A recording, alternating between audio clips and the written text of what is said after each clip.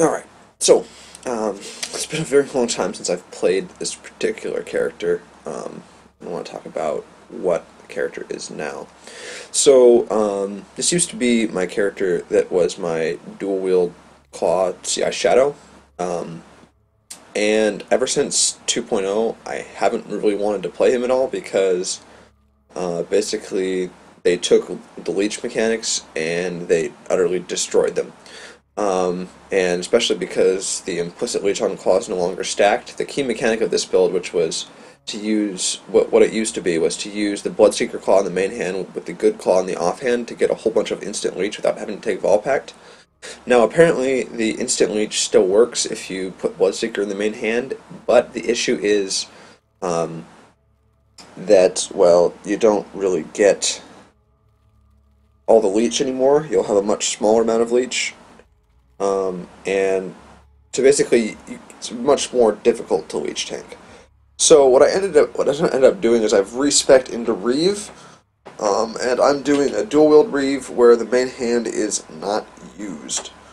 Okay, and it's actually worked out very well so far. I'm going to my passive tree quick here and explain kind of the changes I've made.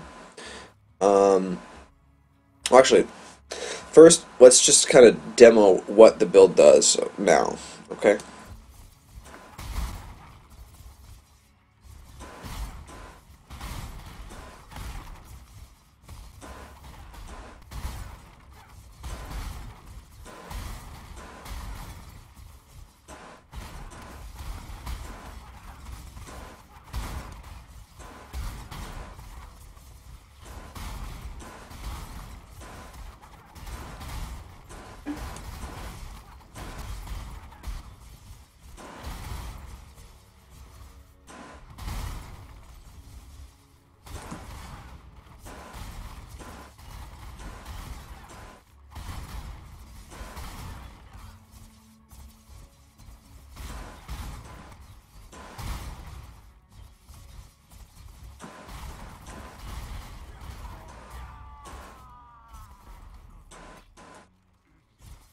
Now just a quick demonstration of the build's power, but again, this is a very high DPS build, and this is just the dried lake.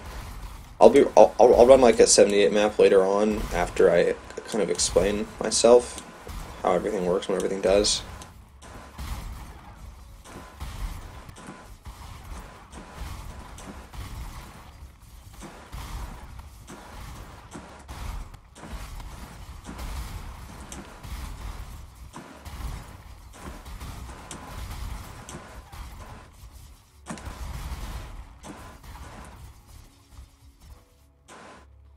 Alright,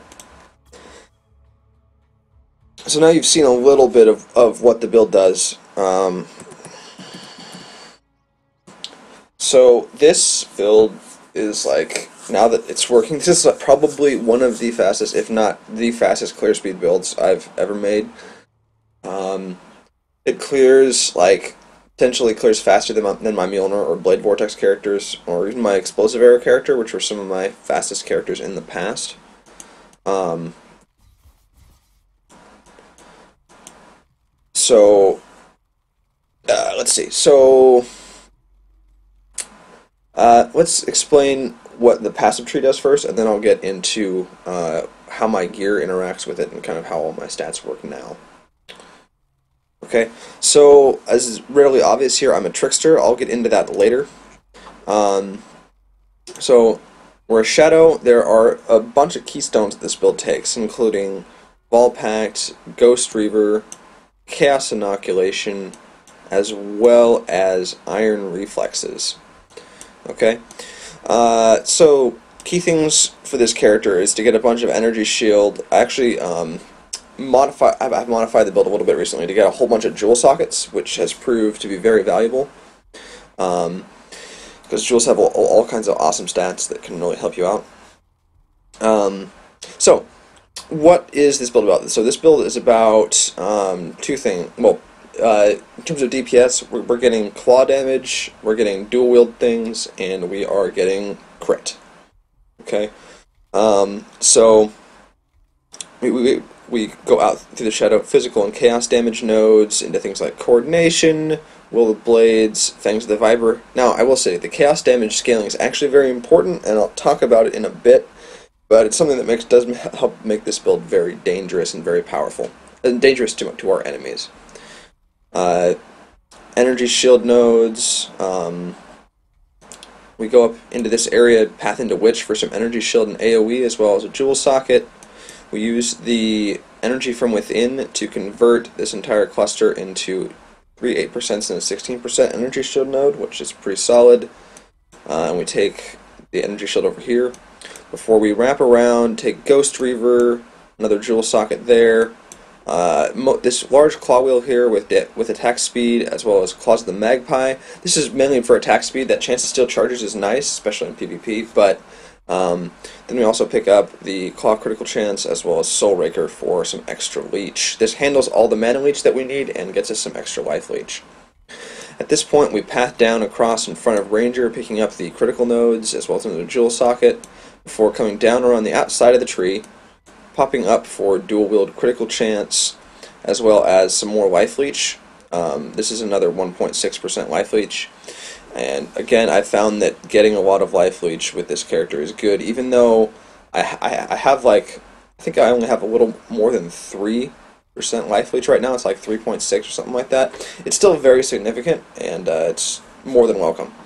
And then I have Iron Reflexes, pathing into some extra armor nodes here, as well as getting some dual wield damage and attack speed before getting this 20% offhand attack speed. And since the Wood and the Claw on the offhand, that's a huge bonus. So the jewels I use, I currently am using 4 jewels, besides Energy from Within. I'm using this jewel here, which is Strength, some dual wield damage, claw damage, critical strikes chance. We got damage, claw damage, accuracy rating, global crit. Damage, claw damage, accuracy rating, global crit. As well as the last one here, physical damage, intelligence, max energy shield. Basically this build is it's a dual wield build that only uses the offhand. So I pull my inventory here, you can see what I have. So I didn't change most of my gear from before. A lot of it is still the same. So I'm still using an Abyssius here. I have one with a lower physical damage taken in Parandus that I will use once that league is over. Key thing here is the very large melee critical strike multiplier. My crit multi is over, it's over 400%, and 40-60 damage to attacks is a huge bonus.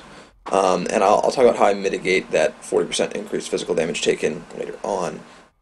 We're still using Eye of Chala for Cannot Be Stunned, and I'm still using my 2 very good energy shield rings here.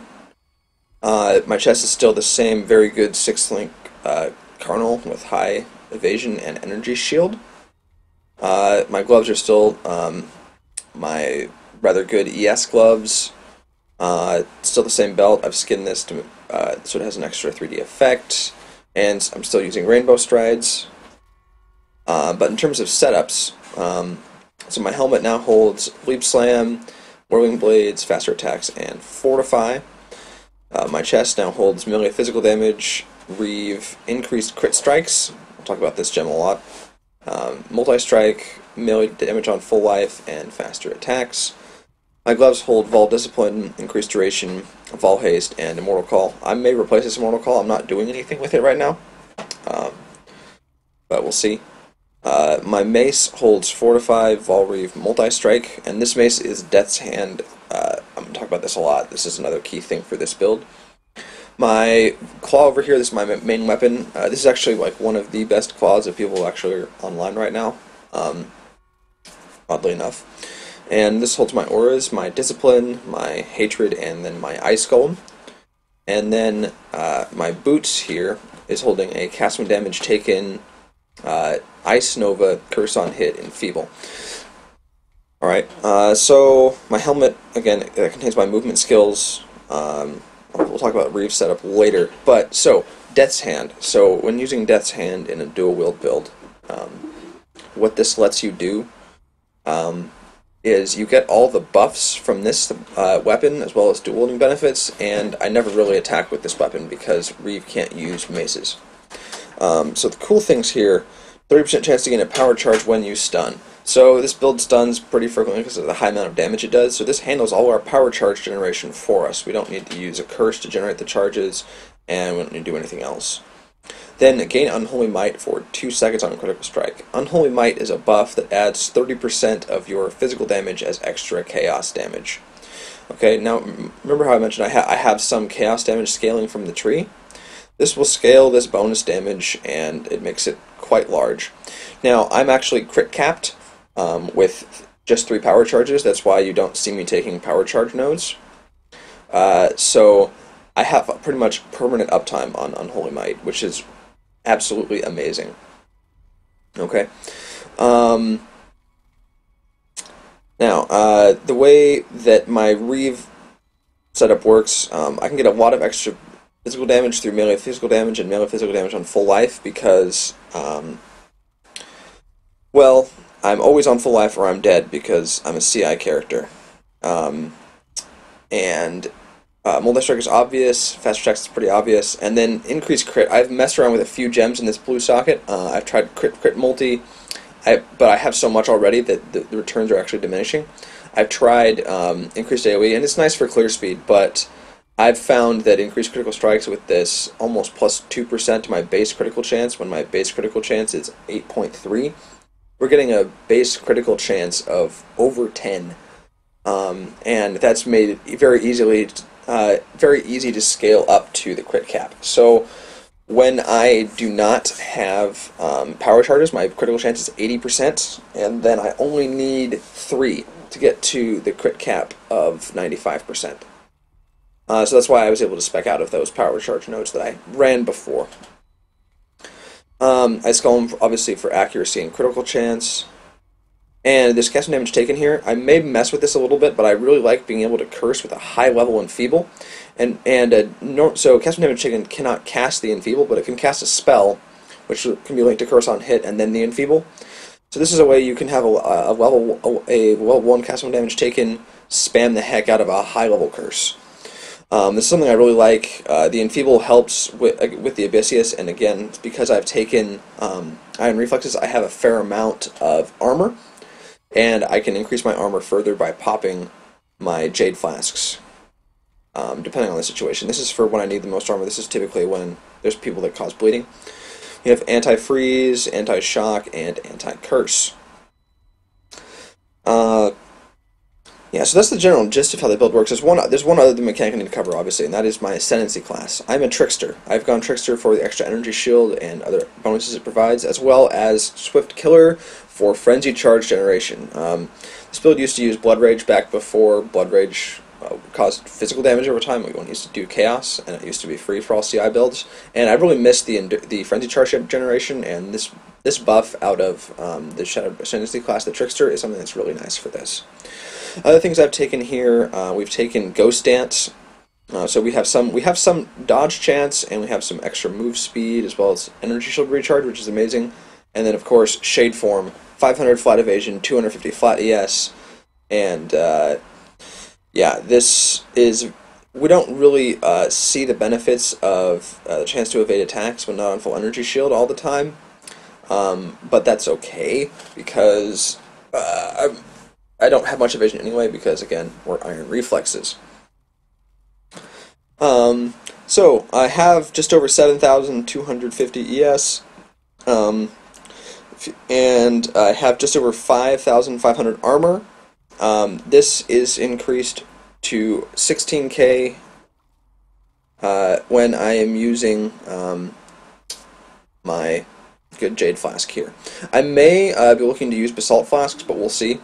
Because when I use a Jade Flask, I jump to 62% mitigation-ish. But the range of Reeve helps me compensate for all of this. And I have enough life that I typically do not get one shot, and I instantly back up very quickly. If you look at the total leech, we have 1.8% physical leech and 1.6 general leech, which applies to everything. So the leech is very high. And if you look at the tooltip DPS when I'm not buffed at all. It's 96,507.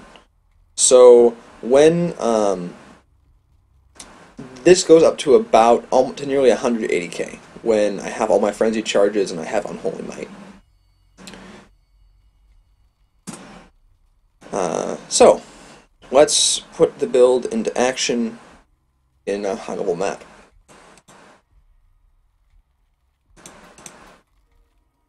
Alright, so let's run, well, I suppose, we can run a 78 or a 76. Everyone likes seeing Gorge for speed, so I've run level 80 maps with this character. He handles it no problem. The big things there, you just have to watch your spacing. But that's the general gist of how. Now, I typically I prefer better safe than sorry. That's fine. All right. This build has pretty darn insane attack speed and very fast whirling blades. So the clear speed is very, very, very fast. Okay. Now again, you can see that on my Reeve here, I have 80.12% critical chance when I have no charges and 479% critical multiplier.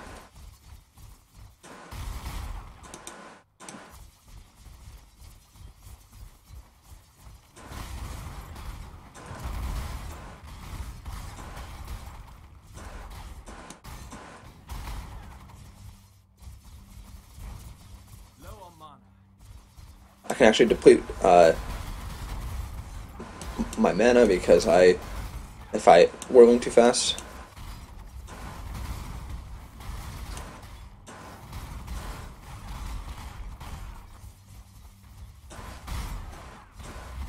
As long as I'm attacking, I don't have that issue.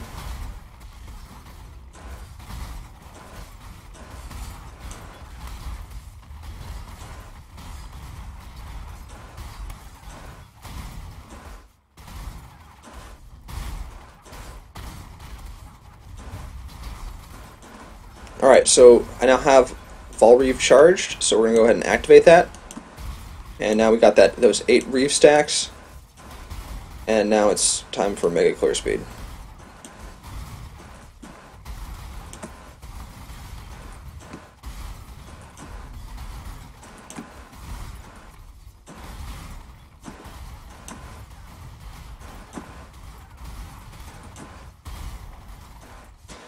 And that was me not popping my anti-reflect flask. As you can see, I'm able to maintain, but it's a little close.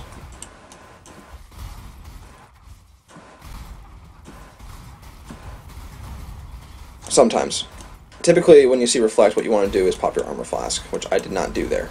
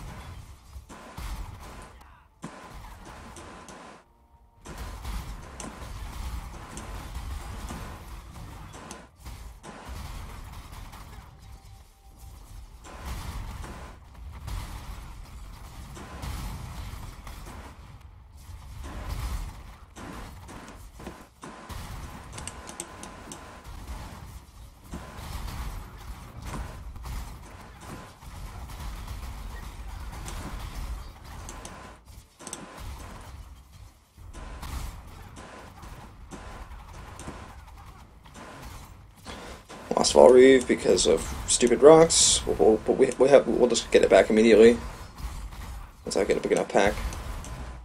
There's the boss. We're just gonna face tank him, and that is that. So yeah, I made one mistake there, but I didn't have to pay for it because my leech saved me.